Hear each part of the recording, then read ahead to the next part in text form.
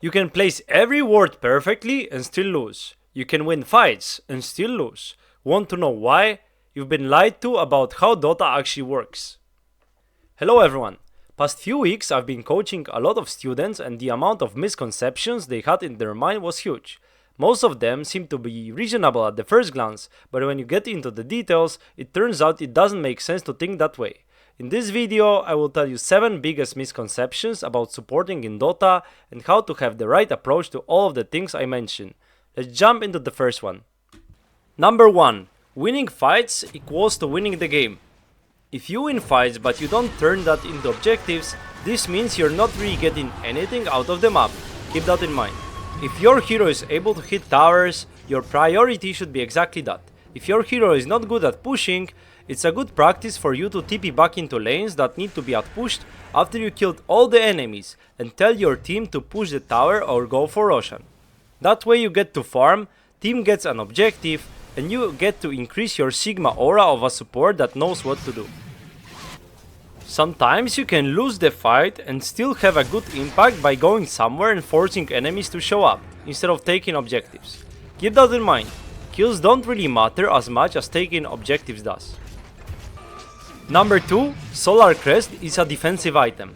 It's not. I mean, it kinda is, but the main purpose of the item is to let your carry hit the enemies faster. As I said in one of the previous videos, this works the best with turret type of heroes or the ones that have burst but they have to fit that in a short period of time. The first example would be SF or Lina, and the second is Alchemist or Faceless Void.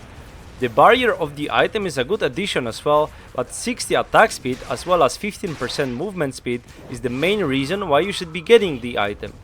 Don't get it just because enemies have high physical damage.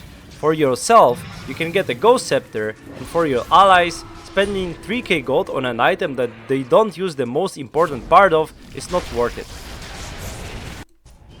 This is also one of the best, if not the best, item to put on your carry when he's sieging towers. He's not only taking less damage as he has the barrier, but also provides him the attack speed to wear them down.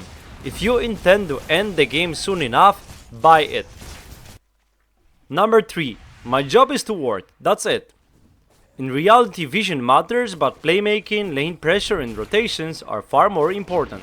You can have 20 ops ward placed and still be completely useless if you don't impact the tempo of the game. Notice this trend. I've been making a lot of videos lately, but none of them is about warding. I'm a high rank support and I think warding is way overrated. Having a knowledge where to be on the map and then just placing an ops that covers that area is far more important than clicking the wards randomly just because you need vision. Oh, and keep in mind that cores can buy wards too. That usually applies to the early game, but don't be the support that buys all the wards and places them instead of letting your mid laner or any other core place them in a way that it makes them feel safe.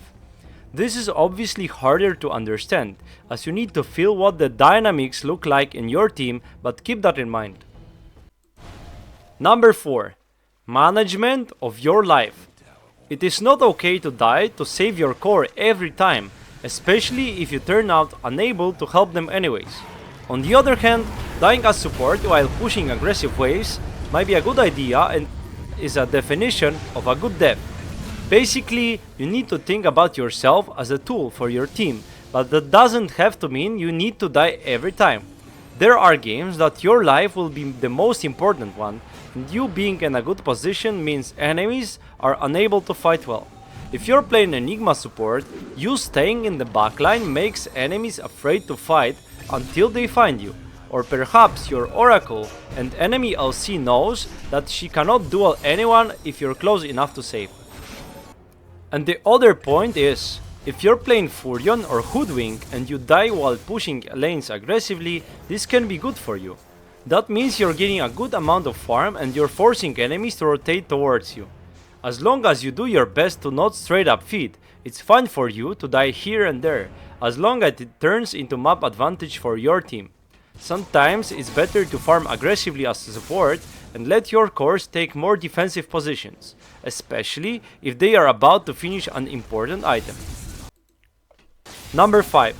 I'm just a support, I don't scale. All the changes that Valve has made to Dota were to let people enjoy support role more. That means having 5 couriers, ops not costing gold, more passive gold, free shards, there is a reason for that.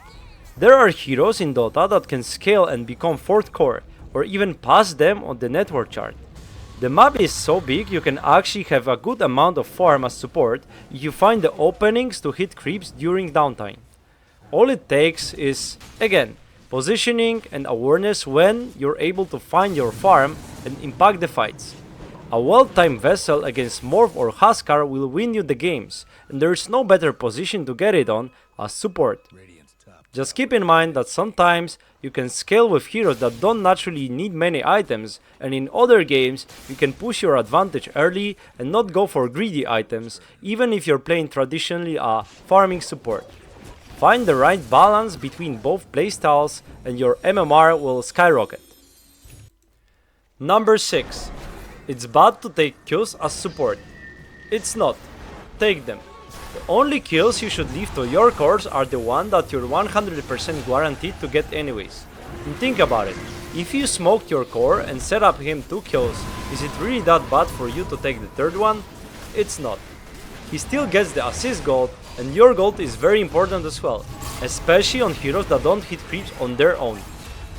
Don't proactively try to steal all the kills, but for real, don't worry about ever securing a kill with your spell. Just make sure whatever item you get out of gold is gonna impact the game. A well-timed blink on Lion or Shaker completely changes the game, and if you don't want to ruin the game by farming with active heroes like the ones I just mentioned, take the kills. Number 7. If I'm behind, I can't do anything. Being underfarmed as a support doesn't mean you're useless. It means you need to focus on impact, not income. You still have spells, vision, positioning, smokes, and most importantly your calls that can impact the game. Many games are won by a poor support who knew where to be, know what to buy. Good supports know that map control, information, and spell usage matter more than GPM. Just because you're behind in gold doesn't mean you're behind in value. Also, sometimes your teammates are strong and just need someone to unlock them. That's your job. A 3k network support can still turn a game around with a smoke, glimpse, or a single stun on high value target. All you need to do is just think about a scenario how you can use your hero and your spells to win the fights, despite disadvantage in terms of gold. That's it for today. For more support content, make sure you subscribe to the channel and comment down below about what you think are other Dota misconceptions. See you!